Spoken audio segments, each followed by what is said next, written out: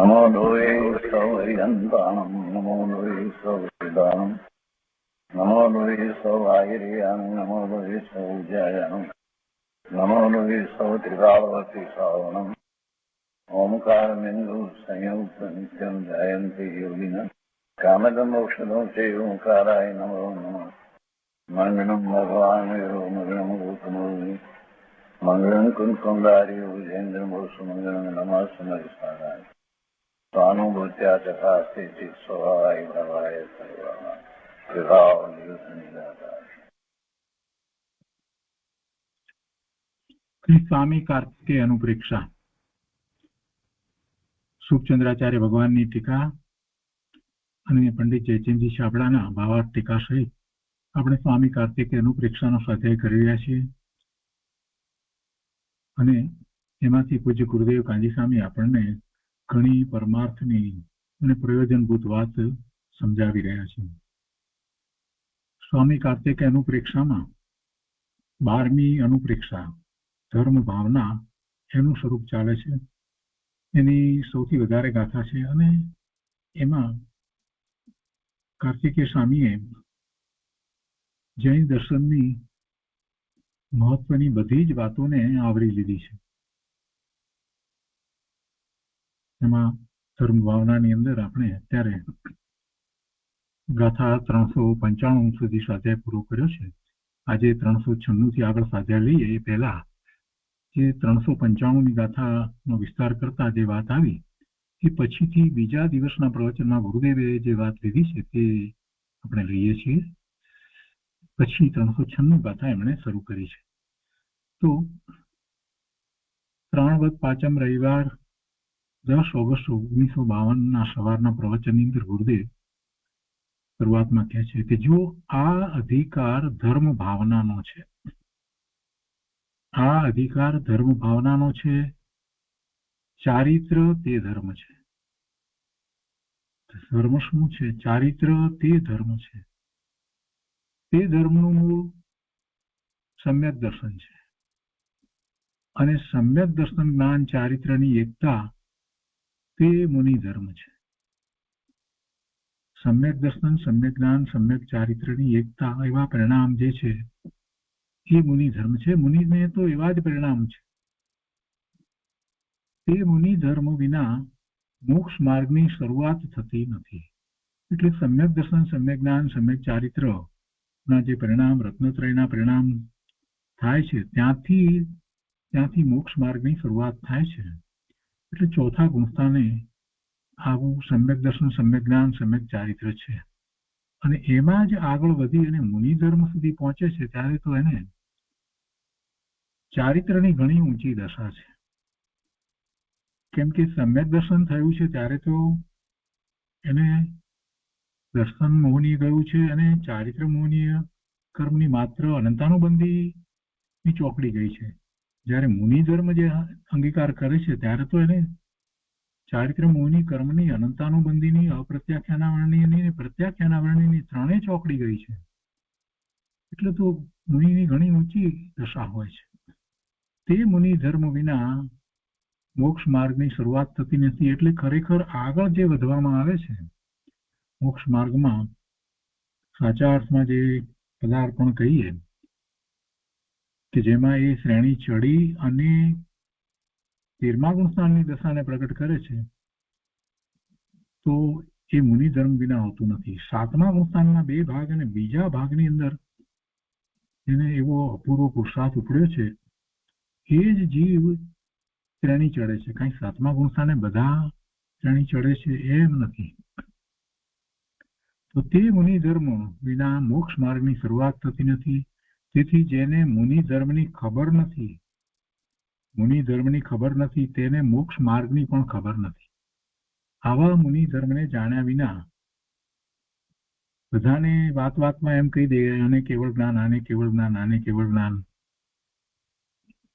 એમ બનતું નથી.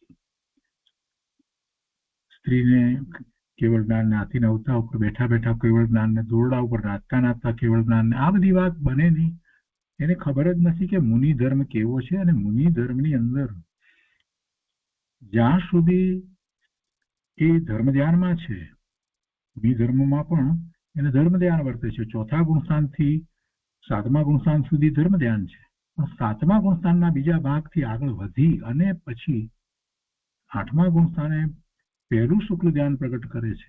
તો શુક્લ ધ્યાન જે છે એ શુક્લ ધ્યાન મુનિને જ હોય છે. એટલે એની જેને ખબર જ નથી એ પછી વાતમાં એમ કહી દે કે આ કેવળ જ્ઞાન, આને કેવળ જ્ઞાન, તેને કેવળ જ્ઞાન. એમ કેવળ જ્ઞાન પ્રભુ હોતું નથી. 7મા ગુણસ્થાન સુધી પણ ધર્મ ધ્યાન છે અને 7માના બીજા ભાગ પછીથી જે ઉત્કૃષ્ટ એવો સ્વરૂપને વિશે એકાગ્રતાનો પુરુષાર્થ કરે છે ત્યારે પહેલું શુક્લ ધ્યાન પ્રગટ થાય છે. તો એ 8મા ગુણસ્થાનની દશા હોય છે. હવે એ બધું થયા વિના એમને કેવળ જ્ઞાન બધાને થઈ જાય? જરાક વાત કરવાની, સારી રીતે વાત કરવાનો તો વિચાર કરવો જોઈએ ને. કામ નામ લખી નાખીએ ને બોલી નાખીએ ને બધું એમ નથી હોતું. ગુરુદેવ શું કહે છે કે મુનિ ધર્મ વિના મોક્ષ માર્ગની શરૂઆત થતી નથી. તેથી જેને મુનિ ધર્મની ખબર નથી તેને મોક્ષ માર્ગની પણ ખબર નથી. અત્યારે જૈન સંપ્રદાયમાં પણ ચારિત્રના નામે ઘણા ગોટા ચાલે છે, પણ તે ઊંધો અભિપ્રાય છે. કોને ચારિત્ર કહેવાય એની ખબર નથી. માટે જીવોએ પરમ ભક્તિથી ધર્મ ભાવનાનું સ્વરૂપ જાણવા યોગ્ય છે. પરમ ભક્તિ એટલે શું? કે એમાં એટલો બધો અહોભાવ હોય એ પરમ ભક્તિ છે.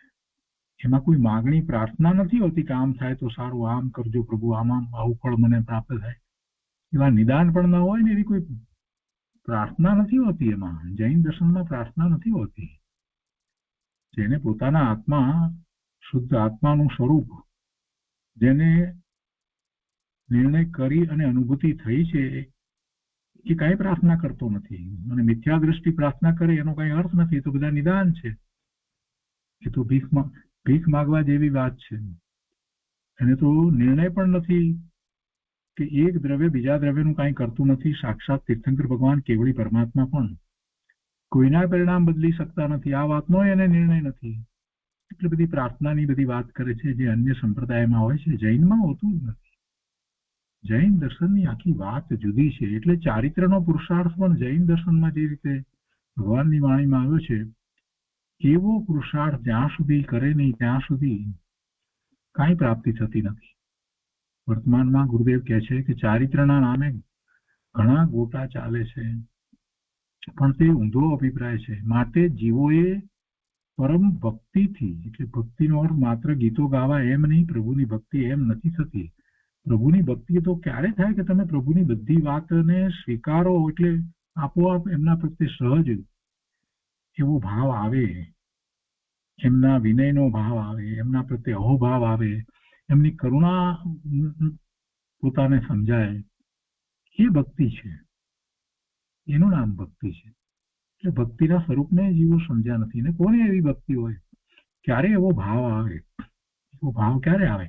પોતાને કઈ એવું પ્રાપ્ત થયું હોય તો, અને એમાં એને ખ્યાલ આવે કે આ તો જીવવાણીમાંથી મને પ્રાપ્ત થયું છે, અને સાથે સાથે પોતાને જે પ્રાપ્ત થયું છે, જે અંશ પ્રાપ્ત થયો છે શુદ્ધતાનો, તો એના પરથી એ વિચાર કરે કે પ્રભુને તો પૂર્ણ શુદ્ધતા થઈ છે, તો એમના પ્રત્યે એટલો અહોભાવ આવે છે.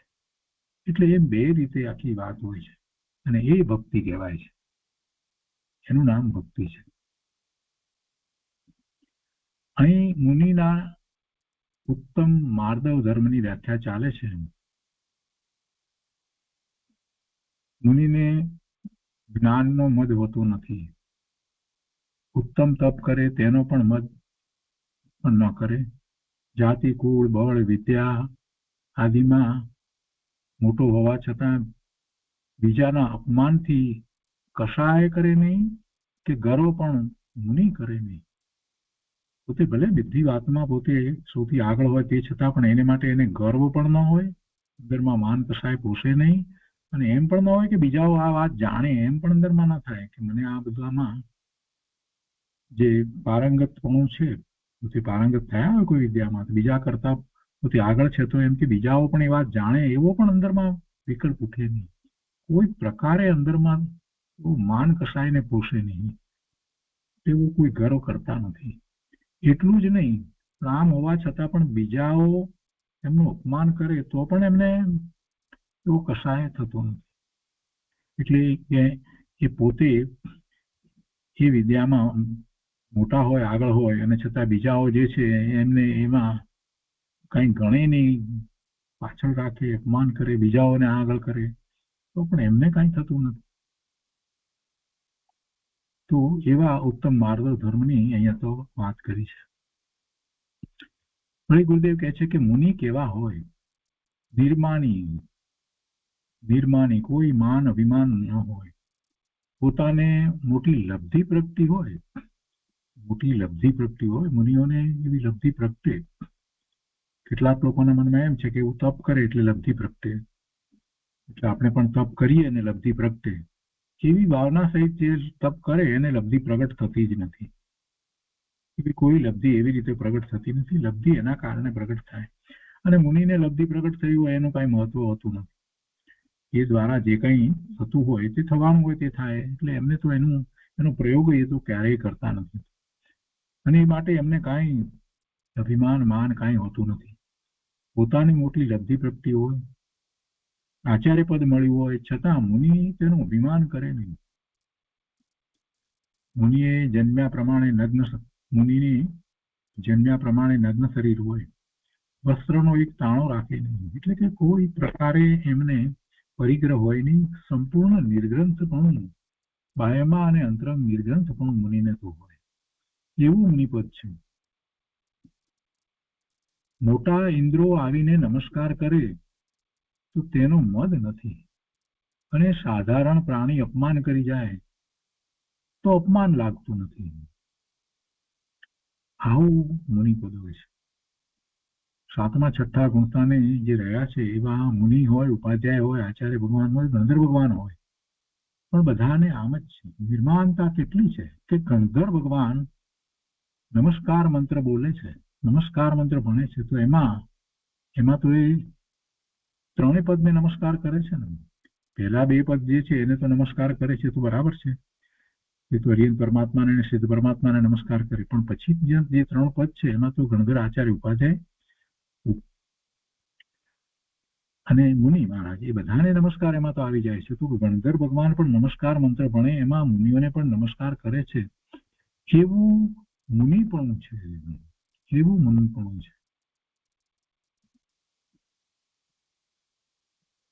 ઘણા વર્ષો પહેલાની વાત છે. ઘણા વર્ષો પહેલા સંપ્રદાયમાં ક્યાંક કોઈક જગ્યાએ વાત નીકળીને એ લોકો કંઈક એમ કહેતા હતા, એટલે આચાર્યશ્રી એવા કોઈક કંઈક વાત કરી હશે, એના સંબંધમાં કંઈક વાત હતી કે ભાઈ એમને તો આચાર્ય પદ છે, તો પછી બીજા કે આચાર્ય હોય એટલે એ નમસ્કાર મંત્રની અંદર પછી છેલ્લા 2 પદ ના બોલે એમ. એવું કેવી રીતે બને? એવું તો હોય નહીં, મને તો વાત જરાય બેઠી નહીં. અહીંયા ગુરુદેવ કહે છે કે ગણધર ભગવાન પણ નમસ્કાર મંત્ર આખો બોલે છે, એમાં બધા મુનિઓને પણ નમસ્કાર આવી જાય છે. અહીંયા કહે છે કે મુનિ પદના સ્વરૂપમાં ગોટાળો કરે, સમજવામાં ગોટાળો કરે એટલે પછી આગળ ક્યાંથી વધે?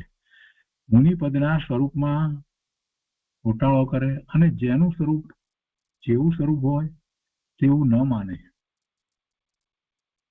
તે પ્રયોજનભૂત ભૂલ છે, માટે મિથ્યા દ્રષ્ટિ છે. 5 પદ જે છે તે 5 પદને સાચી રીતે સમજવા જોઈએ. જેવું પદ છે એવું જ શ્રદ્ધામાં લેવું હોય તો એ પદનો સારી રીતે અભ્યાસ કરવો જોઈએ. નમસ્કાર મંત્ર કંઈ ગગડાવી જવા, બોલી જવા માટે નથી. એ 5 પદ નો અંદરમાં ચિંતન સહિત વિચાર હોય કે હું કોને નમસ્કાર કરું છું, અને એવા ચિંતન પૂર્વક નમસ્કાર કરવામાં આવે, સાચા નમસ્કાર કરવામાં આવે. પણ એના સ્વરૂપને સમજ્યા વિના આમના બોલવાથી કાંઈ લાભ થતો નથી. જેમ કે પંચ પરમેશ્વરીને નમસ્કાર કરવા એ પ્રયોજનભૂત વાત છે, તો એમને નમસ્કાર કરીએ તો એમના સ્વરૂપને જાણી સમજીને નમસ્કાર કરવાનો હોય, એ પ્રયોજનભૂત છે. હવે એવા સ્વરૂપને જાણે નહીં તો પછી પ્રયોજનભૂત વાતમાં તો ભૂલ પડી. પોતાની મતિ કલ્પનાએ એ 5 પદ જે છે એને એ માને, મિથ્યા દ્રષ્ટિ છે. ગુરુદેવ કહે છે કે મુનિ પદના સ્વરૂપમાં ગોટાળો કરે અને જેવું સ્વરૂપ હોય તેવું ન માને તે પ્રયોજનભૂત ભૂલ છે, માટે મિથ્યા દ્રષ્ટિ છે. સત્તા સ્વરૂપમાં પંડિત ભાગચંદ્રજીએ 51 મૂળ રકમ કહી છે, એટલે 51 એવી મૂળ મહત્વની વાત કહી છે સત્તા સ્વરૂપ પંડિત ભાગચંદજીએ. તો એમાં દેવ ગુરુ શાસ્ત્ર, 6 દ્રવ્ય, 9 તત્વ, નિમિત્ત ઉપાદાન વગેરે મૂળ રકમ છે, એટલે બધી મૂળભૂત વાતો એમાં જેમ છે તેમ કહી છે. અને એ વાતો બરાબર જૈન દર્શનમાં જેમ કહેવાય છે તેમ જીવોએ સમજવી જોઈએ. એ સમજ્યા વિના કાંઈ ધર્મની શરૂઆત થતી નથી. સાચા દેવ ગુરુ શાસ્ત્રની શ્રદ્ધા વિના ક્યાંથી સમ્યક દર્શન હોય? અને સાચા દેવ ગુરુ શાસ્ત્રની માત્ર માહિતીરૂપ વાત જાણે એટલે કાંઈ શ્રદ્ધા થઈ જાય છે એમ નથી. શ્રદ્ધા કેવી રીતે થાય? સાચા દેવની શ્રદ્ધા ગમે તેટલો અભ્યાસ કરે, ગમે તેટલા પાના વાંચે તો કાંઈ શ્રદ્ધા સાચી થઈ જાય છે એમ બનતું જ નથી. જ્યાં સુધી એને પોતાને અનુભૂતિ નથી થતી ત્યાં સુધી એને ખ્યાલ નથી આવતો કે ભગવાને શું પ્રાપ્ત કર્યું છે. આરાધ્ય દેવ આપણા તીર્થંકર ભગવાન કેવળી પરમાત્મા, સિદ્ધ પરમાત્મા, એમણે શું પ્રાપ્ત કર્યું છે એનો ખ્યાલ કેવી રીતે આવે? આપણને એનો અંશ પ્રત્યેક આપણને ખ્યાલ આવે ને, એ સિવાય કેવી રીતે ખબર પડે કે શું એમણે પ્રાપ્ત કર્યું છે? અને ત્યારે શ્રદ્ધા થાય કે ઓહો, દેવ તો આવા હોય, આવા દેવ હોય, આરાધ્ય દેવ આવા હોય. એટલે દેવને પછી સમજે છે તો જીનવાણી પ્રત્યે પણ અહોભાવ આવે છે ને બધી વાતને એ સમજે છે ગુરુ દ્વારા, શાસ્ત્ર દ્વારા, અને પછી એમ એને સાચી શ્રદ્ધા થાય છે. એટલે જ્યાં સુધી સમ્યક દર્શન નથી ત્યાં સુધી એને સાચી નિશ્ચયથી સાચી શ્રદ્ધા કહેવાતી નથી. અને એટલા માટે જ સમ્યક દર્શન જ્યારે થાય છે ત્યારે એને આ દેવ ગુરુ શાસ્ત્રની શ્રદ્ધા, 6 દ્રવ્યની શ્રદ્ધા, 9 તત્વની જેવી છે તેવી શ્રદ્ધા, એ બધાને વ્યવહારથી સંકિત કહેવામાં આવ્યું છે, એટલે એમ કહેવાયું છે. એ બધી વાત બરાબર ખ્યાલમાં જ ન હોય તો ધર્મ ક્યાંથી થશે? ગુરુદેવ એ વાત કહે છે કે ભાગચંદ્રજી આ બધી વાતને બહુ મહત્વની કહી છે. ત્યાં કેટલી બધી વાત કરી છે. શું કહે છે ગુરુદેવ કે સત્તા સ્વરૂપ ગ્રંથની અંદર પંડિત ભાગચંદ્રજીએ 51 મૂળ રકમ કહી. દેવ ગુરુ શાસ્ત્ર, 6 દ્રવ્ય, 9 તત્વ, નિમિત્ત ઉપાદાન વગેરે મૂળ રકમ છે. એને બરાબર સમજવી જોઈએ. તેને યથાર્થ ન જાણે તે મિથ્યા દ્રષ્ટિ છે. ઘણી વખત ગુરુદેવ કહે છે, પોતે ઘણી વખત પ્રવચન આપતા વ્યાખ્યાનમાં એમણે દ્રષ્ટાંત આપ્યા છે ને, એટલે કહે છે કે ઘણી વખત દ્રષ્ટાંત આપીએ છીએ કે એક આપો કાઠી હતો, તે વેપારી સાથે નામું મેળવવા બેઠો. તો નાની નાની રકમ તે કબૂલે, એ કબૂલ કરે, નાની રકમ હોય એ વેપારી કે એ પ્રમાણે. પણ મોટી રકમ આવે તો ત્યાં હું જાણતો નથી, મેં લીધી નથી એમ કે મોટી રકમ કબૂલે નહીં. મોટી રકમ કબૂલે નહીં તો પછી ક્યાંથી વાત? વેપારી સાથે એને વાત કરવાનો કઈ અર્થ જ રહેતો નથી. મોટી રકમ કબૂલતો નથી તો પછી શું થવાનું છે? ત્યાંથી પાર આવવાનો છે. એને કેટલું દેવું છે, એને કેટલું આપ્યું છે અને શું છે એ બધી વાત પછી તો કેવી રીતે પૂરી થાય?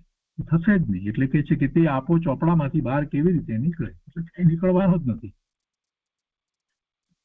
એમ ગુરુદેવ કહે છે કે એમ પ્રયોજનભૂત રકમ, જેમ કે દેવ કેવા હોય, ગુરુ કેવા હોય, શાસ્ત્ર કેવા હોય, એને તો જાણે નહીં. અને બીજી બધી વાતો કર્યા કરે તો એ કદી સંસારમાંથી બહાર નીકળે નહીં. અહીં તો કહે છે કે મુનિને અભિમાન, માન, મદ એવું કાંઈ હોતું નથી. અને એટલે જ એમને ઉત્તમ માર્દવ ધર્મ છે. આ રીતે ઉત્તમ માર્દવ ધર્મનું સ્વરૂપ મુનિની અપેક્ષાથી અહીંયા વર્ણવવામાં આવ્યું. એ પછીથી ગાથા 376માં ઉત્તમ આર્જવ ધર્મની વાત કરે છે. તો આપણે ઉત્તમ આર્જવ ધર્મ શાસ્ત્રમાંથી લઈએ. હવે ઉત્તમ આર્જવ ધર્મ કહે છે 396 ગાથા સંસ્કૃતમાં આ રીતે છે: ય ચિંતયતિ ન વક્રમ કરોતિ ન વક્રમ ન જલ્પતે વક્રમ ન ચ ગોપાયતિ નિજ દોષમ આર્જવ ધર્મ ભવેત તસ્ય. વક્રતાય નથી અને ગોપવવું પણ નથી, ગોપી હતી, છુપાવવું પણ નથી, અને બીજી રીતે કહેવું પણ નથી. એટલે આખી માયાચાર વિનાની વાત. ઉત્તમ આર્જવ ધર્મ છે ને, એટલે એમાં માયાચાર કોઈ પ્રકારે એને માયાચાર હોય જ નહીં, સરળતા હોય એની વાત છે. તો ગાથાના અર્થમાં કહે છે કે જે મુનિ મનમાં વક્રતા ન ચિંતવે, કાયાથી વક્રતા ન કરે, વચનથી વક્રતા ન બોલે, તથા પોતાના દોષોને ગોપવે નહીં, છુપાવે નહીં, તે મુનિને ઉત્તમ આર્જવ ધર્મ હોય છે. સત્ય પણ છુપાવે નહીં. પેલું વધારે જાણી જશે તો કેમ, માટે આટલી વાત તો નથી કરવી, બધી વાત નથી કરવી એને, એમ એટલે મારાથી આગળ વધી જશે. આવું મુનિને નથી હોતું. એમની દ્રષ્ટિ કેવી છે? ભગવાન જેવી દ્રષ્ટિ છે. જેમ ભગવાને કાંઈ પણ ગોપવ્યા વિના આપણને કેવો મૂળ માર્ગ આખો દર્શાવી દીધો, સમજાવી દીધો છે. જેમાંથી ગણધર ભગવાને આ 12 અંગ ને 14 પૂર્વની રચના કરી, તો ભગવાને કાંઈ ગોપવ્યું નથી. કાંઈ અરે ઉલટું આપણને તો એમ કહ્યું કે તું ભગવાન છો, તું સિદ્ધ સમાન શુદ્ધ છો, તું પૂર્ણ છો, પવિત્ર છો, તું મારા જેવો છો, પુરુષાર્થ કર એટલે તારી પણ આવી જ દશા થશે.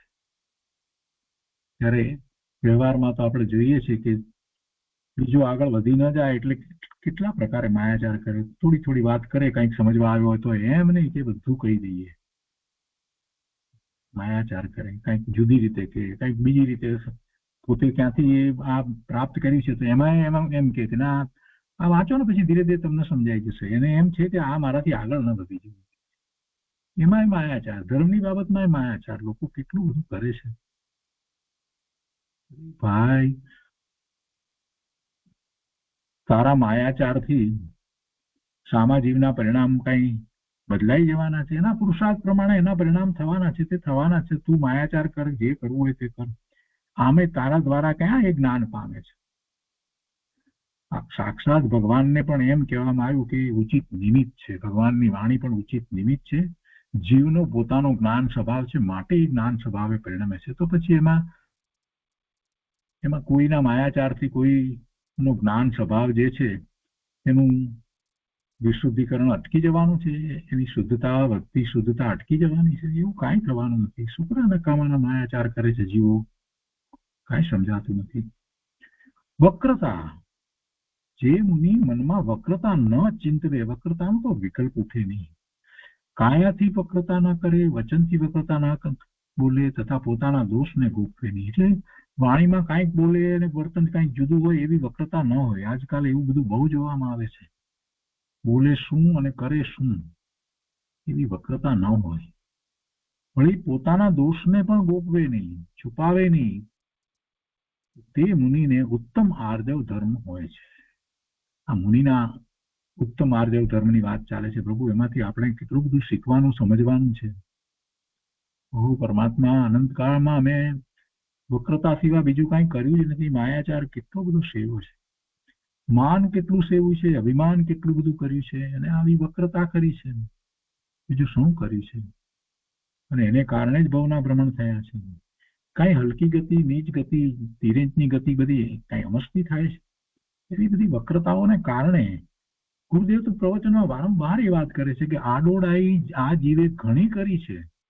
આડોડાઈ કરી છે એટલે આડો થાય છે. આડો એટલે જે 4 પગવાળા જે તિર્યંચ છે ને, બધા આડા છે. ગુરુદેવ એમ સમજાવે આપણને કે તિર્યંચ બધા આડા છે. તો કે આડોડાઈ કરે એટલે આડા થાય. આડોડાઈ એ શું છે? એ માયાચાર જ છે, બીજું શું છે? એ વખતે સ્પષ્ટ થઈ જાય છે, વાત સાચી છે. કેમ કે સૌથી વધારે સંખ્યા ક્યાં છે? આપણે શાંતિથી બધી વાતનો વિચાર કરીએ તો આપણને ખ્યાલ આવે કે જીવોની સૌથી વધારે સંખ્યા 4 ગતિની અંદર તિર્યંચની અંદર છે. સૌથી વધારે તો તિર્યંચ છે. એટલે પ્રપોર્શન પ્રમાણે જોવા જઈએ તો વધારેમાં વધારે તિર્યંચ છે. એટલે આપણે ભવના ભ્રમણ પણ વધારેમાં વધારે જે કર્યા એમાં તિર્યંચના ભવ વધુમાં વધુ કર્યા. તો વધુમાં વધુ જો મેં તિર્યંચના ભવ કર્યા, મારા અનંત ભવમાં અમે વધુમાં વધુ ભવ તિર્યંચના જો કર્યા હોય, તો એનો અર્થ કે મેં વધુમાં વધુ આડોડાઈ કરી. ગુરુદેવના શબ્દ પ્રમાણે તો માયાચાર ફેરવ્યો છે. અહીંયા કહે છે કે જે મુનિ મનમાં વક્રતા ન ચિંતવે, વક્રતા બિલકુલ ચિંતવે નહીં, કાયાથી વક્રતા ન કરે, વચનથી વક્રતા ન બોલે તથા પોતાના દોષને ગોપવે નહીં, છુપાવે નહીં, તે મુનિને ઉત્તમ આર્જવ ધર્મ છે. અને ભાવાર્થમાં પંડિતજી સમજાવે છે કે મન વચન કાયામાં સરળતા હોય, અર્થાત જે મનમાં વિચારે તે જ વચનથી કહે અને તે જ કાયાથી કરે. પણ બીજાને ભૂલવણીમાં નાખવા, બીજાને છેતરવા, બીજાને ઠગવા અર્થે વિચાર તો કાંઈ કરવો અને કહેવું બીજું તથા કરવું વળી કંઈક બીજું, તો ત્યાં માયા કસાય પ્રબળ હોય છે. જેમ જે વર્તે છે તો એને તો માયા કસા પ્રબળ છે. ક્રોધ માન માયા લોભ એ જ્યારે કસાય છે તો એમાં માયા કસાય એને પ્રબળ છે. પંડિતજી કહે છે કે એમ ન કરે પણ નિષ્કપટ બની પ્રવર્તે, નિષ્કપટ બની પ્રવર્તે, કોઈ પ્રકારે કપટ ન કરે, પોતાનો દોષ છુપાવે નહીં, પણ જેવો હોય તેવો બાળકની માફક ગુરુની પાસે કહે, ત્યાં ઉત્તમ આર્જવ ધર્મ હોય છે. તો એ ઉત્તમ આર્જવ ધર્મ વિશે ગુરુદેવે જે વિસ્તાર કર્યો છે તે આપણે લઈએ. બહુ વિસ્તાર નથી, ગુરુદેવે થોડો વિસ્તાર કર્યો છે, પણ મૂળભૂત વાત બહુ સરસ રીતે સમજાવી છે. ગાથા 396 ઉપર પૂજ્ય ગુરુદેવે જે વિસ્તાર કર્યો છે તે લઈએ છે.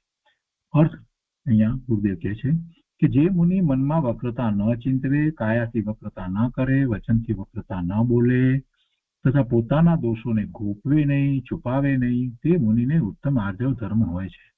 અને ભાવાર્થની વાત ગુરુદેવ કહે છે કે મન વચન કાયામાં સરળતા હોય, અર્થાત જે મનમાં વિચારે તે જ વચનથી કહે અને તે જ કાયાથી કરે, અને એ જ પ્રમાણે જ્યારે મન વચન કાયાથી કરતા હોય તો એને વક્રતા નથી, અને એટલે એ બીજાને ભૂલવણીમાં નાખતા નથી.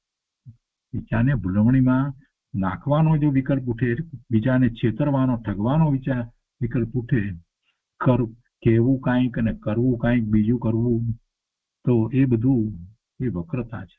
શું કહે છે? બીજાને ભૂલવણીમાં નાખવા, ઠગવા અર્થે વિચાર તો કાંઈક કરવું અને કહેવું બીજું તથા કરવું વળી બીજું કાંઈ, તો ત્યાં માયા કસાય પ્રબળ હોય છે.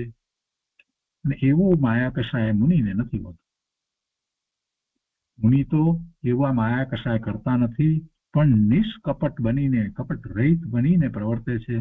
પોતાનો દોષ છુપાવે નહીં, પણ જેવો હોય તેવો બાળકની માફક ગુરુની પાસે કહે, દોષ માટે પોતે ક્ષમા માગે અને દોષ માટે પ્રાયશ્ચિત પણ માગે અને એવું પ્રાયશ્ચિત પણ કરે.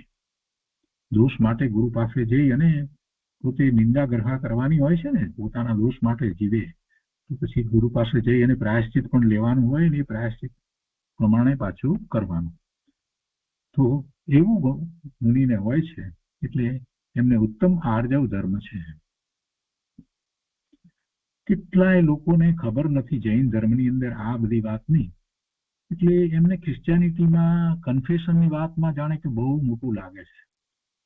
અહીંયા તો સહજ વાત છે, અહીંયા તો આપણે ત્યાં તો આ ધર્મ છે, મુનિ માટે પણ છે, શ્રાવક માટે પણ છે. 10 ધર્મની અંદર આ તો વાત આવી જાય છે. કોઈ જાતના કપટ વગેરે હોય નહીં, હોય તો પોતે નિંદા ગ્રહા કરે, પોતે જ સ્વયં એની નિંદા કરે, અરે આવો દોષ મેં કર્યો, પોતે એવા પોતાના એવા જે વિકારી ભાવ, પાપના ભાવ, કપટના ભાવ, એવા મોહ માન માયા કસાયના કોઈ પણ પ્રકારના ભાવ હોય, એના માટે પોતે જાતે એની નિંદા કરે છે, પોતાના ભાવની, અને ગ્રહા કરે છે.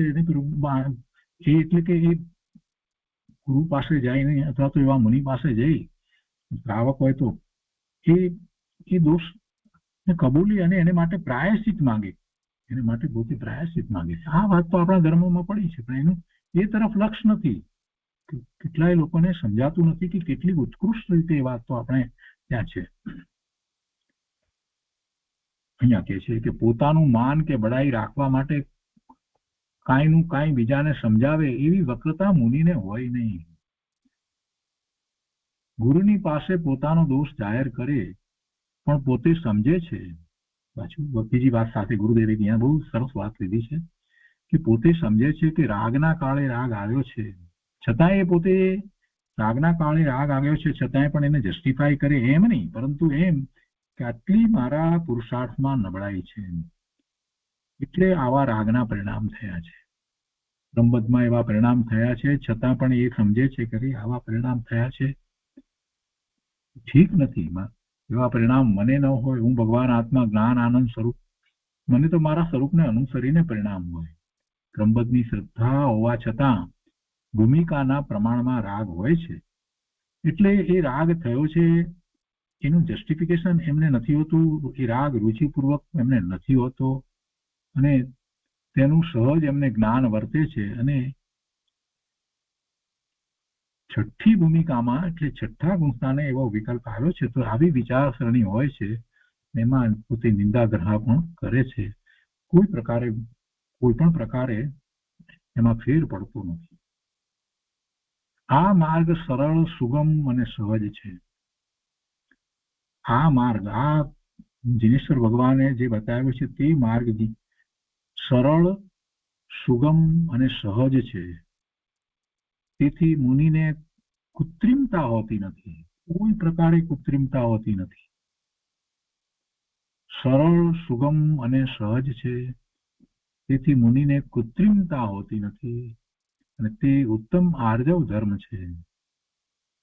જેને કૃત્રિમતા હોતી નથી ને એવા જ્ઞાની ધર્મીની સામે આપણે બેઠા હોઈએ ને તો આપણને ખ્યાલ આવે કે એમના મુખ ઉપર જે પ્રકારે જે આનંદની રેખા દેખાય, પ્રમોદની રેખા દેખાય, સ્નેહની રેખા દેખાય, આપણને ખબર પડે કે આ તો બાળકની જેમ બધું કે છે.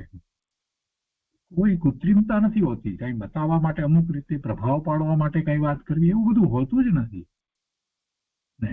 આ ઉત્તમ આર્જવ ધર્મ છે. સરસ વાત કરી ગુરુદેવે. કૃત્રિમતા નથી હોતી. શા માટે કૃત્રિમતા આપણે કરીએ છીએ? કૃત્રિમતાનું શું કારણ છે? કૃત્રિમતા કરવાનું કઈ કારણ છે? ખોટી માન્યતા થઈ ગઈ છે મિથ્યાત્વને કારણે કે આપણે અમુક જગ્યાએ આમ કરવું, અમુક જગ્યાએ તેમ કરવું. ભાઈ, જ્ઞાની પુરુષોને જેને જોયા છે, સાચા જ્ઞાની પુરુષને જોયા છે, એને ખ્યાલ છે કે એમને તો કેટલું બાળક જેવું સરળપણું છે. સાવ નાના બાળકને જે રીતે હોય એ જ રીતે એમના મુખ ઉપર કેવું હાસ્ય હોય છે, સાવ બાળક જેવું. વાત પણ કેવી હોય છે, કોઈ કૃત્રિમતા નથી હોતી. અને એ જ સાચો આર્જવ ધર્મ છે. હવે આગળ ઉત્તમ સૌચ ધર્મને કહે છે અને ગુરુદેવ કહે છે કે આમાં ઝીણી વાત કહે છે, એમાં થોડીક સૂક્ષ્મ વાત બીજી લીધી છે. તો આપણે ગાથા 397 લઈએ છીએ. ઉત્તમ શૌચ ધર્મ. ઉત્તમ શૌચ. ક્રોધ, માન, માયા અને લોભ, એની સામે ચોથું જે લોભ છે એની સામે ઉત્તમ શૌચ ધર્મ છે. તો ચોથો ધર્મ ઉત્તમ શૌચ ધર્મ. ગાથા 397 સંસ્કૃતમાં આ રીતે છે. સમ સંતોષ જલેન ચ યહ ધોવતી તૃષ્ણા લોભ મલપુંજમ ભોજન ગૃદ્ધિ વિહીન તસ્ય શૌચમ ભવેત વિમલમ. ગાથાના અર્થમાં કહે છે કે જે મુનિ સમભાવ અર્થાત રાગ દ્વેષ રહિત પરિણામ. સંભાવ ક્યારે થાય? સંભાવનો અર્થ અહીંયા એમ કહ્યું કે રાગ દ્વેષ રહિત પરિણામ. તો સંભાવ ક્યારે થાય? રાગ દ્વેષ ન હોય ત્યારે સંભાવ થાય. સંભાવનો અર્થ કેટલા કેમ માને, બધાને સરખા ગણીએ એટલે સંભાવ, એવી કોઈ વાત હોતી નથી. આપણે ભાવ પ્રતિક્રમણમાં સંભાવની વાત કરીએ છીએ ને કે સંભાવ મને પ્રગટ થયો. કેવી રીતે પ્રગટ થયો? કે મેં છ દ્રવ્યના સ્વરૂપને જાણ્યું. દરેક દ્રવ્ય પોતે પોતાનું અસ્તિત્વ સ્વતંત્રપણે ધરાવે છે, પોતાનું પરિણમન પણ સ્વતંત્રપણે કરે છે. કોઈ કોઈના પરિણમન કરાવી શકતું જ નથી. એટલે મારા પરિણમન પણ કોઈ બીજું દ્રવ્ય કરાવતું નથી. મારી અનુકૂળતા, પ્રતિકૂળતા વગેરે જે કાંઈ છે એ કોઈ બીજો કરાવે છે, કરે છે, એમ વસ્તુ સ્વરૂપ જ નથી. દરેક દ્રવ્ય સ્વતંત્ર રીતે પોતાનું જ પરિણમન કરે છે. આ બધી વાતને જ્યારે સમજવામાં આવે તો પછી કોઈના પ્રત્યે રાગ કરવાનું કોઈ કારણ રહેતું જ નથી. એવી જ રીતે કોઈના પ્રત્યે દ્વેષ કરવાનું પણ કારણ રહેતું નથી. અને એમ જ્યારે રાગ દ્વેષ રહિત પરિણામ થાય છે તો સંભાવ છે. અને સમ્યક દ્રષ્ટિને એવા સંભાવ હોય છે અને એને જ સાચી સામાયિક હોય છે. એ બધી વાત આપણે પ્રતિક્રમણ કરીએ છીએ ત્યારે શરૂઆતમાં આવે છે. સામાયિકની વાત કરીએ છીએ ત્યારે અહીંયા એ વાત કરી છે કે જે મુનિ સંભાવનો અર્થ આ કર્યો છે કે રાગ દ્વેષ રહિત પરિણામને સંભાવ કહેવાય. રાગ દ્વેષ થવાનું કારણ શું? શા માટે રાગ થાય? શા માટે દ્વેષ થાય? જો વસ્તુ સ્વરૂપને સાચી રીતે સમજ્યા હોઈએ અને જે જેમ છે તેમ જ એને સ્વીકારવામાં આવે, માનવામાં આવે, એનું નામ સંભાવ છે. પૂતગલને પૂતગલ તરીકે જાણવામાં આવે, એમાં પરમાણુ છે તો પરમાણુનું પરિણમન છે તો પરમાણુનું પરિણમન છે. એ એના કારણે થાય છે તો એના કારણે થાય છે. સ્કંદનું પરિણમન એના કારણે જે થવા યોગ્ય છે તે જ થાય છે. એમાં કોઈ શું કરે? કોઈએ આ વસ્તુ તોડી નાખીને, કોઈએ ફોડી નાખીને, કોઈએ મને આમ નુકસાન પહોંચાડીને, એવું વસ્તુનો સ્વભાવ જ નથી. જ્યારે સમજાઈ જાય છે કે આ તો પૂતગલના સ્કંદ છે ને સ્કંદની જે રીતે દશા થવા યોગ્ય છે તે તેના કારણે, પોતાના કારણે જ થઈ રહી છે. આવો પૂતગલ પ્રત્યેનો સંભાવ જેને વર્તે છે એને પછી કોઈની ઉપર રાગ કે દ્વેષ કરવાનું કંઈ કારણ થતું જ નથી. આ બધી વાતને સમજવાની છે. એ જ રીતે પોતાના પરિણામમાં પણ એમ જ છે. પોતાના પરિણામ બીજો કોઈ કરતો જ નથી, કરાવી શકતો નથી. કોઈ મારી ઉપર ઉપસર્ગ કરે એવું વસ્તુનું સ્વરૂપ જ નથી. કોણ કરે? કોઈ કરી શકે એમ છે જ નહીં. આ વાત ગુરુદેવે આટલી બધી સમજાવી છે અને એનો જયારે વિચાર કરીએ છીએ તો એમ થાય છે કે જે બીજા દ્રવ્યોનો આપણી આસપાસમાં રહેલા દ્રવ્યોના પરિણામ જે થવા યોગ્ય છે તે જ થઈ રહ્યા છે. એ દ્રવ્યો મારી ઉપર કાંઈ ઉપકાર પણ કરતા નથી કે મારી ઉપર અપકાર પણ કરતા નથી, મને હાનિ પણ પહોંચાડતા નથી, મને લાભ પણ કરતા નથી. તો એ બધા મારી આસપાસમાં રહેલા બધા દ્રવ્યો, જીવ અને અજીવ દ્રવ્યો, એ બધા પોતે પોતાનું પરિણમન કરે છે.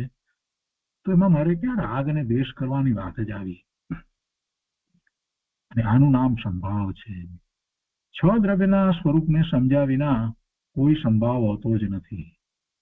વસ્તુ સ્વરૂપને જ્યાં સુધી સમજીએ નહીં ત્યારે એમાં તો આપણે ભાવ પ્રતિક્રમણની અંદર એ વાત લઈએ છીએ, પૂતગલની વાત પણ લઈએ છીએ અને જીવની વાત લઈએ છીએ, એની મુખ્યતાથી વાત લઈએ છીએ. ત્યાર પછીથી બાકીના 4 દ્રવ્યોને પણ જે આપણને દેખાતા નથી એવા ધર્માસ્તિકાય, અધર્માસ્તિકાય, આકાશ અને કાળ, તો એમના સ્વરૂપને પણ આપણે જેમ છે તેમ જાણીએ છીએ. એટલે વસ્તુ સ્વરૂપને જેમ છે તેમ જ્યારે જાણીએ છીએ તો પછી રાગ દ્વેષનું કોઈ કારણ રહેતું નથી. એટલે મને સંભાવ છે અને સંભાવ છે તો શાંતિ છે. જે મુનિ સંભાવ અર્થાત રાગ દ્વેષ રહિત પરિણામ અને સંતોષ અર્થાત સંતુષ્ટ ભાવરૂપ જળથી તૃષ્ણા તથા લોભ રૂપ મળ સમૂહને ધોવે છે. પછી લોભ ક્યાંથી રહે? કોઈ પ્રકારે લોભે રહેતો નથી. પરિણામ જ એવા થઈ રહ્યા છે. સંતોષ અર્થાત સંતુષ્ટ ભાવ. સંતોષનો અર્થ એમ નથી કે આપણે કેટલીક વસ્તુ હવે આટલી આવી ગઈ એટલે હવે સંતોષ. નહોતી આવી ત્યાં સુધી સંતોષ નહોતો. આપણે જે વ્યવહારમાં સંતોષ કરીએ છીએ કે ભાઈ ચાલો અમારી પાસે હવે ઇનફ મની થઈ ગયા છે, વાંધો આવે એમ નથી એટલે હવે સંતોષ. એ પહેલા સંતોષ નહીં. એવી વાત નથી હોતી. એવી વાત હોતી જ નથી. સંતોષના સાચા સ્વરૂપને સમજ્યા જ નથી. અહીંયા એટલા માટે સ્પષ્ટતા કરી છે. એક વાત મહત્વની છે. સંતોષ અર્થાત સંતુષ્ટ ભાવ.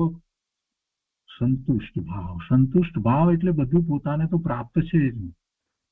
પોતે ભગવાન આત્મા જ્ઞાન આનંદ સ્વરૂપ છે. એને શું કઈ વાતની ખામી છે? એટલે સંતુષ્ટ ભાવ છે. એવા સંતુષ્ટ ભાવ સમ્યક દ્રષ્ટિ જ્ઞાની ધર્મીને હોય છે તો એવા સંતુષ્ટ ભાવ રૂપ જળથી એટલે એવા ભાવપૂર્વક એ પ્રવર્તે તો એને તૃષ્ણાય ન હોય ને લોભય ન હોય. એટલે કે સંતુષ્ટ ભાવ રૂપ જળથી તૃષ્ણા તથા લોભ રૂપ મળ સમૂહને ધોવે છે. આગળ કહે છે કે ભોજનની વૃદ્ધિ અર્થાત અતિ ચાહનાથી રહિત છે. તે મુનિનું ચિત્ત નિર્મળ છે અને તેને ઉત્તમ શૌચ ધર્મ હોય છે. આ બધા પ્રકારના લોભની વાત લઈ લીધી. ભોજનની વૃદ્ધિમાં લોભ ભાવ છે, એને અહીંયા તો લોભ કહ્યું છે. એની ચાહનાથી રહિત છે. મુનિને એની ચાહના હોતી નથી એટલે મુનિનું ચિત્ત તો નિર્મળ છે. સંતુષ્ટ ભાવરૂપ જળથી એને આ બધા પ્રકારના લોભ જે છે ને એને ધોઈ નાખ્યા છે, એને ચિત્તને નિર્મળ કર્યું છે. એટલે એમને ઉત્તમ શૌચ ધર્મ હોય છે. ગાથાના અર્થમાં જ બહુ મોટી વાત ભરી દીધી છે અને પંડિતજીએ તો બહુ સરસ વાત લીધી છે. ભાવાર્થમાં કહે છે કે તૃણ કંચનને સમાન જાણવું તે સંભાવ છે. કેમ કે પૂજ્ય પરમાણુનો વિચાર કરીએ તો આપણને તરત ખ્યાલ આવે કે બધા સ્કંદ જ છે ને, એ તો પૂજ્ય પરમાણુના સ્કંદ. તૃણ અને કંચનને સમાન જાણવું તે સંભાવ છે. તથા સંતોષ, સંતુષ્ટપણું, તૃપ્ત ભાવ અર્થાત પોતાના સ્વરૂપમાં જ સુખ માનવું, એનાથી જ પોતે તૃપ્ત થાય છે. સંતુષ્ટપણું, તૃપ્ત ભાવ અર્થાત પોતાના સ્વરૂપમાં જ સુખ માનવું. જેવા ભાવરૂપ જળથી ભવિષ્યમાં મળવાની ચાહના રૂપ તૃષ્ણા, એને તો એ દૂર કરી નાખે, એને ચાહના જ હોતી નથી, એને ધોઈ નાખે છે. તથા પ્રાપ્ત દ્રવ્ય આદિકમાં સંયોગો એવા હોય, એમાં દ્રવ્ય વગેરે પ્રાપ્ત થયું હોય તો એમાં પણ અતિલિપ્તપણા રૂપ લોભ, એના એ બંનેના ત્યાગમાં અતિ ખેદ રૂપ મોળને જોવાથી એના ત્યાગમાં કેટલાયને ખેદ થતો હોય, જાય તો ત્યાગ તો ના કરતા પણ છૂટી જતું હોય તોય ખેદ થતો હોય, તો તેવું મુનિને હોતું નથી. એટલે કે છે કે એના ત્યાગમાં અતિ ખેદ મળને ધોવાથી, એ બધું મળ છે, મલિનતા છે, એને ધોવાથી મન પવિત્ર થાય છે. જે પ્રાપ્ત થયું છે એનાથી જયારે જીવ કૃત્ય થાય છે, એમ થાય છે કે અમે તો બધું જ પ્રાપ્ત કરી લીધું છે, એવો ભાવ જયારે થાય છે તો તૃપ્ત છે, સંતુષ્ટ છે. અને એ સંતુષ્ટ પોતાના સ્વરૂપમાં આવતા આનંદની અનુભૂતિને કારણે, જે સ્વરૂપની અનુભૂતિને કારણે જે એવો સંતુષ્ટ થયો છે, એ જ પછી બહારમાં કાંઈ પણ પ્રાપ્ત કરવાની લાલસા, એવી ઈચ્છા, તૃષ્ણા, એ બધાને ધોઈ નાખે છે. એ જ ધોઈ શકે છે, એ જ એને કાઢી નાખે છે. એ ચાલ્યું જાય તો એને કાંઈ અસર થતી નથી, કોઈ ખેદ થતો નથી. મુનિની તો આવી દશા છે. મુનિને અન્ય ત્યાગ તો હોય જ છે, પરંતુ એક આહાર હોય છે ને, મને એટલે કહે છે કે આહારના ગ્રહણમાં પણ તીવ્ર ચાહના રાખે નહીં. લાભ અલાભ સરસ નીરસમાં સંભાવ રાખે તો ઉત્તમ શૌચ ધર્મ હોય છે. વળી જીવન લોભ, આરોગ્ય રાખવાનો લોભ, જો બીજા પ્રકારના લોભ અહીંયા પંડિતજીએ લીધા છે, બહુ સરસ વાત લીધી છે કે વળી જીવન લોભ, જીવવાનો લોભ, આયુષ્ય લાંબુ, આરોગ્ય રાખવાનો લોભ, ઇન્દ્રિયો તાજી રાખવાનો લોભ તથા ઉપભોગનો લોભ, એ પ્રમાણે લોભની 4 પ્રકારની પ્રવૃત્તિ છે. તો તે ચારેને પોતા સંબંધી તથા પોતાના સ્વજન, મિત્ર આદિ સંબંધી એમ બંને માટે ઈચ્છે. આ 4 પ્રકારની લોભની પ્રવૃત્તિને ઈચ્છે, પોતાને માટે અથવા તો પોતાના સગા વાલા સંબંધી મિત્ર વગેરેને માટે પણ જ્યારે એ ઈચ્છે, તો ત્યારે તેની લોભની આ 8 ભેદરૂપ પ્રવૃત્તિ થાય છે. 4 પોતાને સંબંધી અને 4 બીજાઓ સંબંધી. તો કે આ પ્રમાણે આ બધો લોભ ન હોય ત્યાં ઉત્તમ શૌચ ધર્મ હોય છે. આ લોભ નો પણ જયારે એને ત્યાગ થઈ જાય તો એને ઉત્તમ શૌચ ધર્મ હોય છે. અને એ ઉત્તમ શૌચ ધર્મ પર પૂજ્ય ગુરુદેવે ઘણો વિસ્તાર કર્યો છે. આપણે લઈએ ગાથા 397 ઉત્તમ શૌચ ધર્મ. ગુરુદેવ અહીંયા એના અર્થ શરૂ કરી અને સમજાવે છે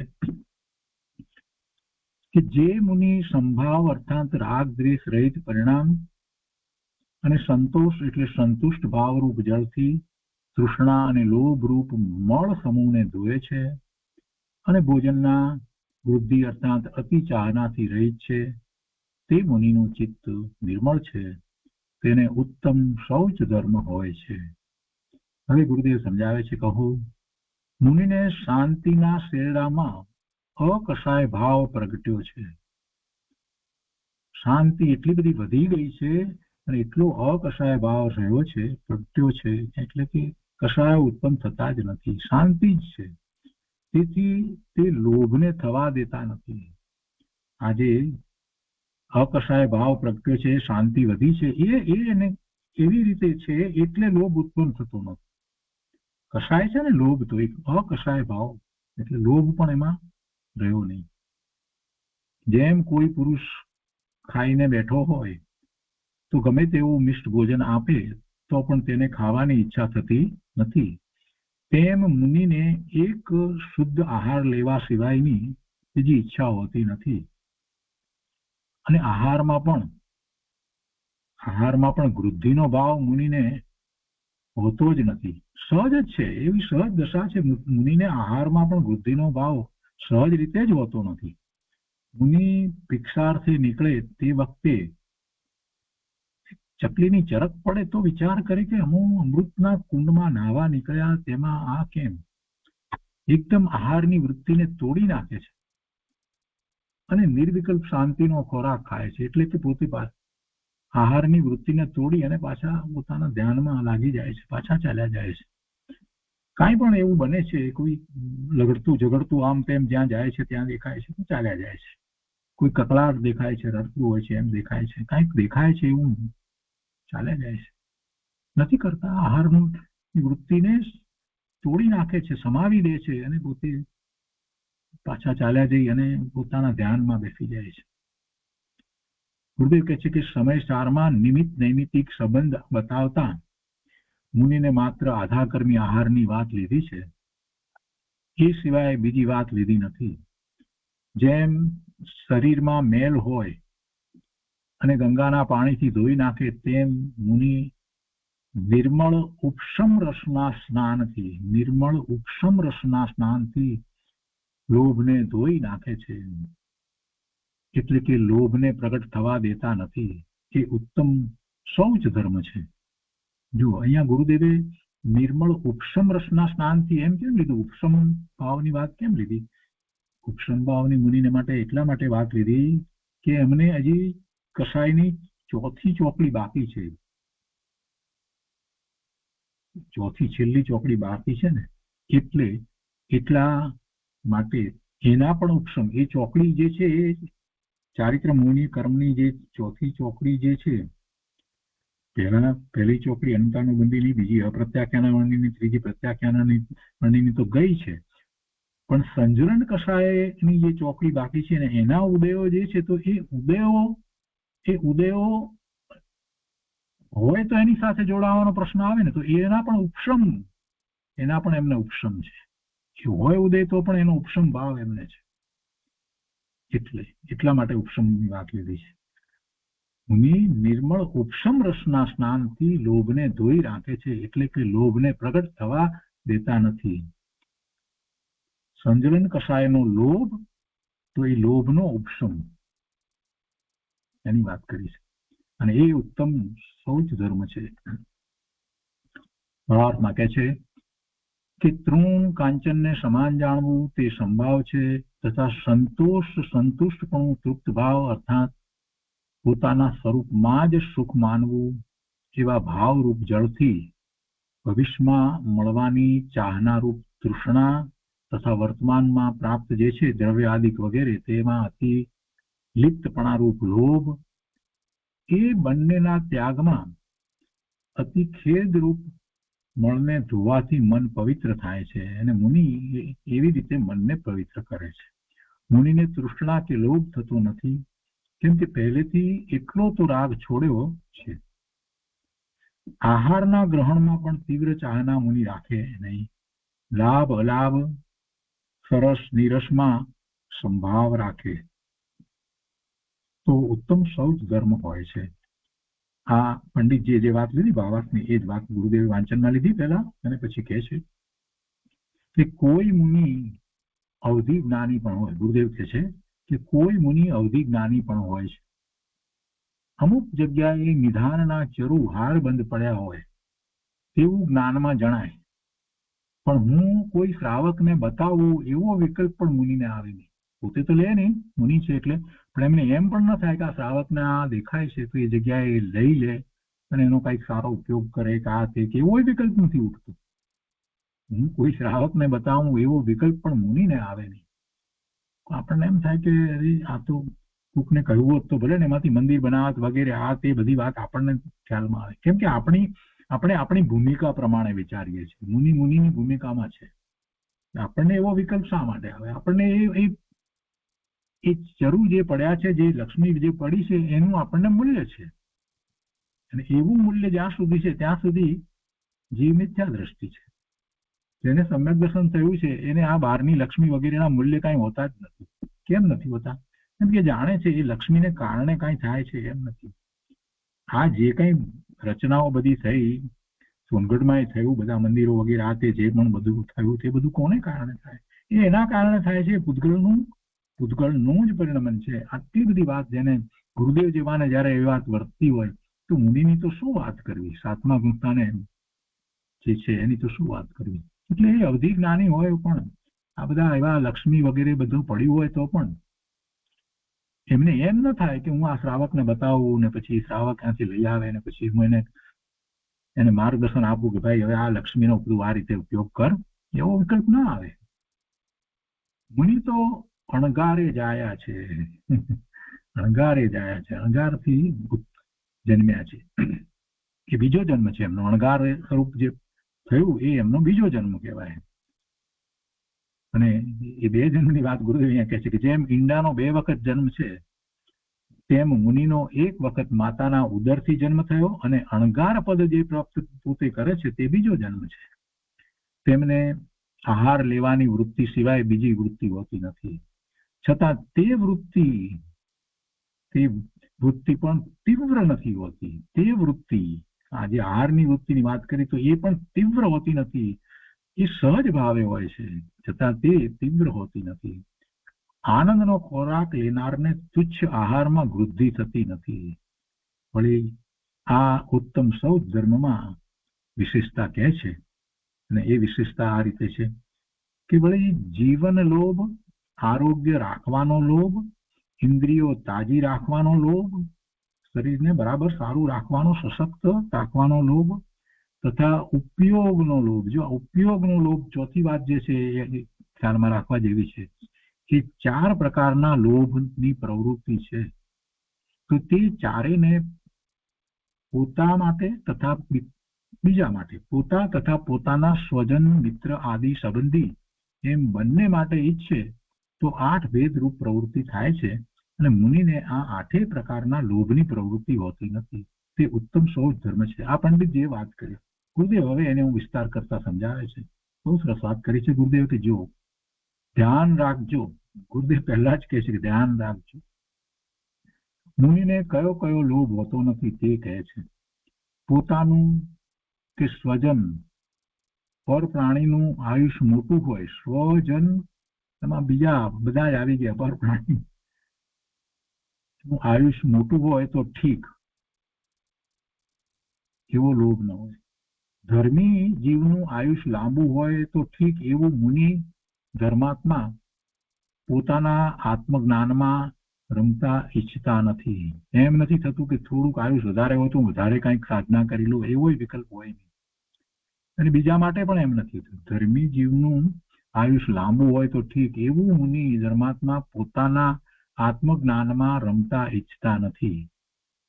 નીચલી દશામાં એવો વિકલ્પ આવે પણ ચારિત્રવંત મુનિને એવો વિકલ્પ થતો નથી.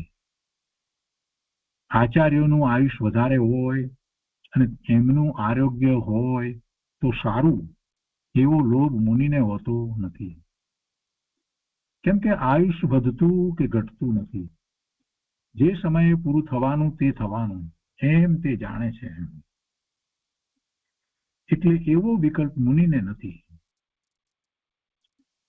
પોતાના ગુરુ હોય, આચાર્ય હોય, એમની પાસે પોતે એવી સાધના કરતા હોય એને અંદરમાં એમ નથી હોતું કે ભાઈ આચાર્યનું આયુષ વધારે હોય તો સારું, વધારે હોય તો સારું. એમ સાચા મુનિ જે 7મા છઠ્ઠા છે એને એમ નથી હોતું. એમ કે છે અહીંયા. કેમ કે આયુષ વધતું નથી કે ઘટતું નથી. જે સમયે પૂરું થવાનું તે થવાનું એમ તે જાણે છે. આ તો મુનિ છે. ચોથા ગુંસ્તાને પણ એ વાત તો આપણે જાણીએ તો પછી આ મુનિ છે. એટલે એવો વિકલ્પ મુનિને નથી. સમ્યક દર્શન ઉપરાંત વિતરાગતાની એની વાત ચાલે છે.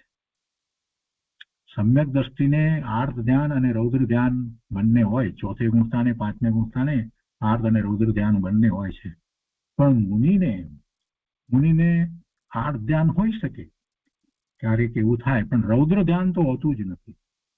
આર્ત ધ્યાનમાં પણ, આર્ત ધ્યાનની અંદર પણ નિદાન રૂપ આર્ત ધ્યાન હોતું નથી. ખરી રે આ આચાર્ય નું આયુષ પૂરું થઈ ગયું, હવે અમે શું કરીશું, એમ કોઈ એમાં એ આર્ત ધ્યાનમાં એમ કઈ નિદાન રૂપ નથી હોતું. કામ થયું હોત તો સારું, નામ થાય તો સારું, કે એવા કોઈ આર્ત ધ્યાનો એવા હોતા નથી. આર્ત ધ્યાનમાં પણ નિદાન રૂપ આર્ત ધ્યાન હોતું નથી. એવી વિતરાગી દશા મુનિને હોય છે, તે ઉત્તમ શૌચ ધર્મ છે. જો આ વાત આવી ત્યારે એક વાત યાદ આવે કે કેટલાય લોકો વર્તમાનની અંદર વર્તમાન યુગના પુસ્તકો આમ નામ અતિ કલ્પનાએ લખી રહ્યા છે ને વાર્તાઓ લખે છે ને એમાં પછી એવી બધી વાત લખે કે મહાવીર સ્વામી ભગવાન મોક્ષે પધાર્યા તો એ વખતે બધાને ખૂબ આર્ત ધ્યાન થયું. અરે આર્ત ધ્યાન થતા હશે એવા કોઈ ગૌતમ સ્વામીને કે બીજાને, અને ગૌતમ સ્વામીને એવા પ્રકારે આર્ત ધ્યાન થયું, પ્રભુ અમને છોડીને ચાલ્યા ગયા, આમ છે તેમ છે. મને એમાં તો કંઈક જાત જાતની બીજી બધી વાતો બધી કરવામાં આવી છે કે ગૌતમ સ્વામીને બીજે મોકલી દીધા હતા. આ બધી વાતો બધી ઉપજાવી કાઢેલી વાતો હોય છે. અને જે જીવ 12 અંગ અને 14 પુરોની રચના કરે છે એ જીવની કેવી અદભુત દશા હોય, જે આ ભાવમાં પોતે કેવળ જ્ઞાન પ્રગટ કરનાર છે એની કેવી અદભુત દશા હોય. એને કઈ એવા પ્રકારના કઈ એવા વિલાપ હોય. આ બધી વાતો બધી લેખકો છે ને બધી ઉપજાવીને લખી નાખે છે, એવી બધી વાર્તાઓને રસિક બનાવવા માટે. પણ એ બધું મિથ્યાત્વ છે, એમ હોય નહીં, એવું હોતું નથી. એવી વિતરાગી દશા મુનિને હોય છે ને તે ઉત્તમ શૌચ ધર્મ છે. આગળ કહે છે કે આંખો સારી હોય તો ભગવાનના દર્શન થાય, શાસ્ત્ર વંચાય વગેરે પ્રકારનો લોભ મુનિ પોતા માટે કે પર માટે પણ કરતા નથી. જેમ ઊંટનો એક પગ ભાંગે તો એ ત્યાં જ મરી જાય છે, ભાંગે એટલે બિચારો ખસી શકે નહીં, ને પછી કોઈ સાર સંભાળ ન રહે તો છેવટે એ બિચારો ભૂખે મરી જાય છે. એમ અંગ મોડું નબળું પડે, મુનિની વાત કરે છે કે એમ અંગ મોડું નબળું પડે તો મુનિ સંથારો કરી નાખે છે. એમ નથી કે બસ આ બધું કંઈક આંખ સારી નથી, આંખ ચાલી ગઈ છે, કામ તેમ થયું છે, અંધાપા જેવું થઈ ગયું છે તો કંઈક બીજું કરીએ, એવો વિકલ્પ નથી હોતો. સંથારો કરી નાખે છે. ગુરુદેવે આ વાત તો પ્રવચનમાં કરી છે, આ વાત તો કરી છે. રામજીભાઈએ એવા પ્રશ્ન પણ કર્યા છે. તો મુનિ સંથારો કરી નાખે, એમ કઈ એમ કોઈ પર બોજો થઈ જાય એવું કઈ બનતું જ નથી. એટલે લાંબુ આયુષ્ય, સારી ઇન્દ્રિય અને નિરોગતા હોય તો સારું, એવી બુદ્ધિ મુનિને થતી નથી. એવી બુદ્ધિ મુનિને થતી નથી. ત્યાં સુધી તો શરીર આશ્રિત ભાવની વાત આવી. આ તો શરીર આશ્રિત ભાવ મુનિને નથી એની વાત કરી. હવે સૂક્ષ્મ વાત કરે છે. એમાં કહે છે કે મુનિને ઉપયોગનો લોભ નથી. આ સૂક્ષ્મ વાત છે. ગુરુદેવને જે કહેવું છે તે આ છે. મુનિને ઉપયોગનો લોભ નથી. શુદ્ધ ઉપયોગ રહે અને અંતરમાં ઠરી જાઉં અને શુભાશુભ ટળી જાઓ એવો વિકલ્પ મુનિને ઉઠતો નથી.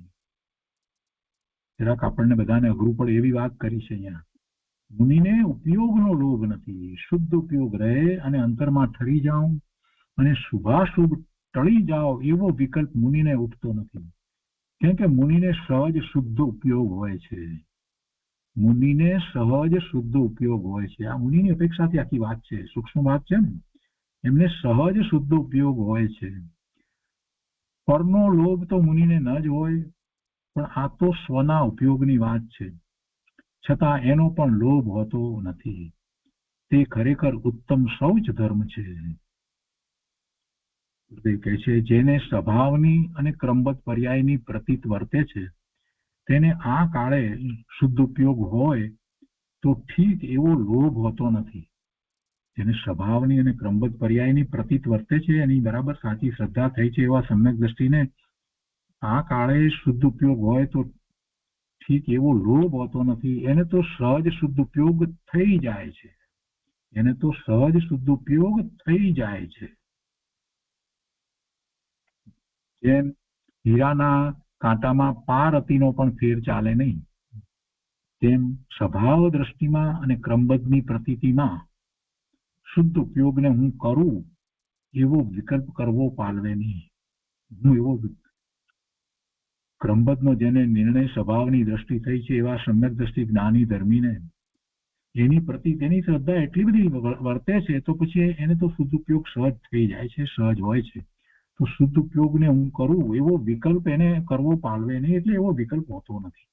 અહીં તો કહે છે કે અખંડ જ્ઞાયક સ્વભાવ સન્મુખ દ્રષ્ટિ હોવાથી શુદ્ધ ઉપયોગ કરું એવો શુભ વિકલ્પ પણ મુનિને ઉઠતો નથી. કેમ કે હું શુદ્ધ ઉપયોગ કરું એ વિકલ્પ છે, એ શુભ ભાવ છે. એવો શુભ વિકલ્પ પણ મુનિને ઉઠતો નથી. એ તો શુદ્ધ ઉપયોગ એમનો તો સહજ થઈ જાય છે. એવા ઉત્તમ શૌચ ધર્મની અહીં વાત છે. મુનિ ખેંચી તાણીને એવા પરિણામ કરતા નથી. અને આગળ કહે છે કે મોક્ષ માર્ગ પ્રકાશકમાં પંડિત ટોડરમલજીએ જે વાત કરી છે, પુષ્પ 3માં સાધુના સ્વરૂપનું વર્ણન કરતા પંડિત ટોડરમલજીએ કહ્યું છે કે બાહ્ય નાના પ્રકારના નિમિત્ત બને છે, પરંતુ ત્યાં કંઈ પણ સુખ દુઃખ મુનિ માનતા નથી. વળી પોતાને યોગ્ય બાહ્ય ક્રિયા જેમ બને છે તેમ બને છે, પરંતુ તેને ખેંચી તાણી કરતા નથી અને પોતાના ઉપયોગને બહુ ભમાવતા નથી. આ રીતે કોઈ ઉપયોગની ઈચ્છા મુનિને નથી. અને પછી છેલ્લે કહે છે કે એ પ્રમાણે મુનિ 4 પ્રકારના લોભની પ્રવૃત્તિથી રહિત છે. તેને ઉત્તમ શૌચ ધર્મ છે. મુનિની એવી દશા હોય છે કે ઉપયોગ ફેરવવાની પણ તેમને ઈચ્છા નથી. પણ મુનિનો ઉપયોગ ક્યાં હમણાં ભટકે છે? મુનિનો ઉપયોગ આપણી જેમ કઈ ભટકે છે? મિથ્યા દ્રષ્ટિની જેમ તો ભટકતો નથી, પણ સમ્યક દ્રષ્ટિ 4થા ગુણસ્થાને કે 5મા ગુણસ્થાન છે એ રીતે પણ એટલો ઉપયોગ પણ કરતો નથી. મુનિનો ઉપયોગ તો ક્યાં હોય છે? સ્વરૂપ અને પોતે એને વધારે ભગવાન તરફ હોય, ક્યાં ઉપયોગ હોય? એટલે મુનિની એવી દશા હોય છે કે ઉપયોગ ફેરવવાની પણ તેમને ઈચ્છા નથી. એવો મુનિ ધર્મ છે, તેને પરમ ભક્તિ વડે જાણવા યોગ્ય છે. તેમ આચાર્ય ભગવાન કહે છે, જેને જેની રુચિ હોય તેનો પુરુષાર્થ કર્યા વગર રહે નહીં, અને તેમાં તે વિઘ્નને ગણતો નથી. તેમ મુનિ સ્વરૂપના ઉપયોગમાં વિઘ્નને ગણતા નથી. સ્વરૂપના ઉપયોગમાં બહારમાં જે કંઈ થતું હોય એને કાંઈ ગણતા જ નથી. એટલે કોઈ પ્રકારનો એમને લોભ હોતો જ નથી. તો એ રીતે આ 397મી ગાથાનો વિસ્તાર પૂરો થયો. આજનો સ્વાધ્યાય અહીંયા સુધી રાખીએ છીએ.